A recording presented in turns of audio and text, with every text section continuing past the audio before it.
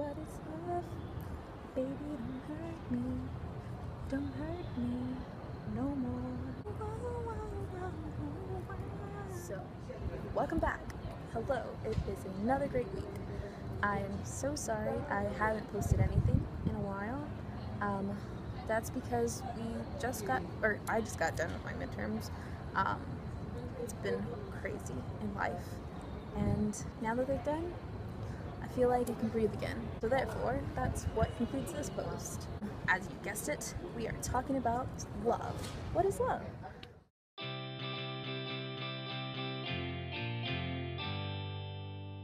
So, if you're like me, or maybe you're not, but if you are, then you too like watching romantic comedies or just romantic movies in general. My favorites are like the ones from the 80s.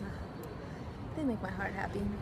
But if you're like me and you like a good romance movie, the average story, girl meets boy, boy meets girl, best friend lives next door, she doesn't notice him or he doesn't notice her, and they end up like coming together somehow at the end of a movie, some like crazy thing happens, and then they're together and they realize, hey, we're perfect for each other.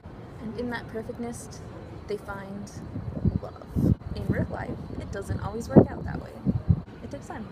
Aristotle once said it. It's not a direct quote, but he said something similar to it. And so this is what he said.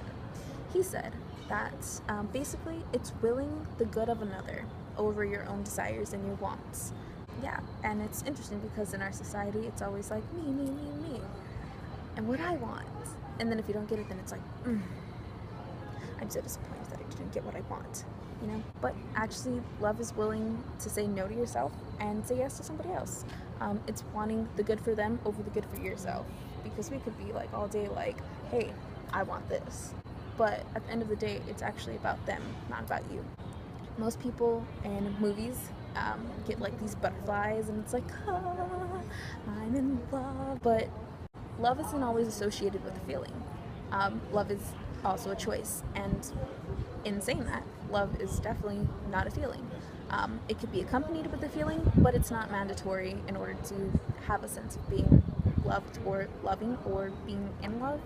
Yeah, when we look at the feelings, we get caught up in feeling like lovey-dovey and having like the butterflies, and then when they're gone, we're like, they're gone forever. And in like those relationships, those friendships, when we don't feel like excitement or joy every single moment of the day, it feels like it's wrong. Since those words, since love is a choice, it's choosing between yes or no. Yes, this is the best for the person. No, this isn't the best for them. Well, you're probably going to call out when your friend is maybe doing something that is potentially harmful for them. For example, your friend has a reoccurrency to do one particular thing, but they don't want to do that thing or keep doing that thing. But then they keep putting themselves in these situations that bring them to those things. Or even if it's you keep putting yourself in these situations that brings you to those things. You call out your friend on that and you say, whoa, you should stop doing that. Or maybe you should do this instead. Or vice versa, your friend is like, hey, you might want to stop doing that. They want to help you choose what is the best for you because they love you or because you love them. Love is kind of not being like afraid to tell your friend when they fall short, or when you fall short, they're not afraid to tell you, and vice versa. In our society, it's all kind of like about like a me culture kind of thing, and we get caught up in what a relationship can do for us versus what we can do for someone else, because love is not selfless. Mother Teresa once said it best. She said, if we have no peace, it is because we have forgotten that we belong to each other. It's not that I belong to me and you belong to you and we should stay separated. No, it's that we belong to each other. We are all intertwined. When the world has no peace, it's because we've forgotten that we've belonged to each other. If you notice, our world is so chaotic of lately, but we forget that we belong to each other. And in saying that, we want to desire what is best for the other person, and in turn they want to invest what is right for us as well. And we've kind of forgotten that because the world tells us it's all about me and it's not about you. and it's made us selfless in a way. And in a way, we've forgotten what it actually means to love and what it looks like to love somebody else. Quite simply, to recap, love is not a feeling, but it's a choice. And this choice can be associated with feelings, but it doesn't have to be the requirement in order for it to be love. If it's only stemmed from feelings, then it's selfish and it's just us. It's not what we want for the other person, but what we want for ourselves. So therefore, love is also not selfish, which is the second. The world tells us that it's about me and not about you, and that's where we like separate each other from the other person. So I want to read you something. It's a really cool verse. It's 1 Corinthians chapter 13, verse 4 through 8.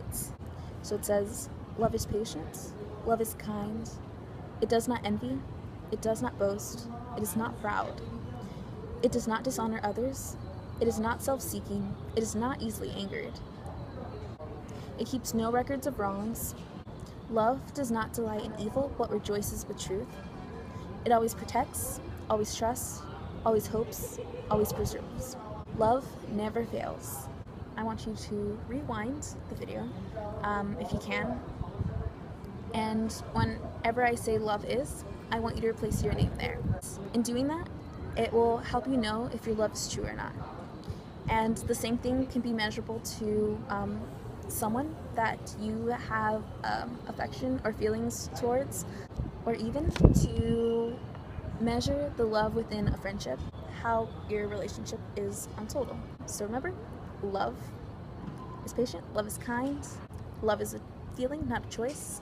It is not selfless. It is selfless. It is not selfish.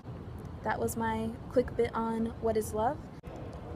Stay holy, my friends. May the force be with you. I'll see you guys later. Bye.